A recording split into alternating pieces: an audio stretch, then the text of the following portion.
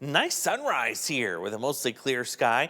It is chilly though. Grab the winter coats and you'll need that all the way through the weekend. And we'll talk about that winter storm and some snowfall totals, what to expect in just a moment. I know a lot of you not working today, but if you do need to travel this morning, right now, nothing in the immediate Quad Cities that is going to slow you down. Again, grab the heavy coat. We're in the 20s. It feels more like the teens. Still have some leftover wind gusts up to 20, 25 miles an hour at times, pushing those feels like temperatures down. Princeton, the warm spot right now at 29, but chills are definitely still low. 19 is what it feels like there, 17 here, and even 13 in Clinton. Here's what we're tracking right now, of course. That is some wind gusts continuing today. Thankfully, not as strong as what we had yesterday. Up next is tomorrow is the last day for easy travel because once we get into Saturday, that's where we're going to be dealing with this. Roads that are actually probably going to look even worse than what you're seeing in the video here. What's new with this is we now have a winter storm watch. And I have your first look at the early snowfall numbers, what we're expecting. First through today, 35 degrees, partly cloudy skies, a little breezy. Tonight does get cold.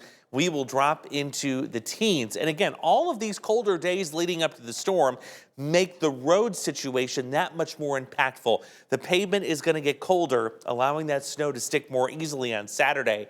That's what we're doing with this pattern here. Despite the sun, you see we're not getting a whole lot of warmth the next couple of days. So a weather impact alert is in place for all day Saturday. The impact will be heavy snow, reducing visibility, covering up the roads, making travel quite difficult. And we are in fact advising that you avoid travel altogether, if possible, on Saturday. This is going to be a wide-reaching storm system. Winter storm watch for the whole Quad Cities goes all the way back to Omaha, Des Moines, and all the way into Chicago, all the way down to St. Louis. You can see how big of a swath is going to have some travel issues heading into Saturday. So the winter storm watch is from Saturday morning all the way to 6 o'clock Sunday morning. Let's go to Future Track hour by hour so you can see when the snow arrives. 9 o'clock tomorrow night. Snow is just to the west of us.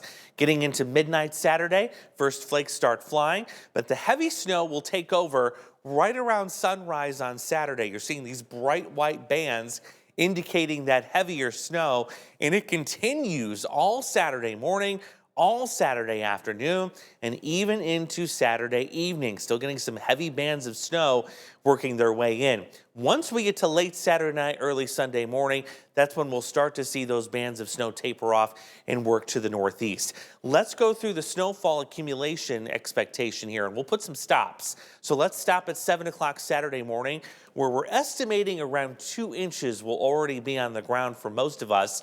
Now let's take this to noon on Saturday. There you see about 4.5, 5 inches here in the Quad Cities, and there will be some higher totals, especially here in eastern Iowa. That's where we could see already 7 inches of snow on the ground.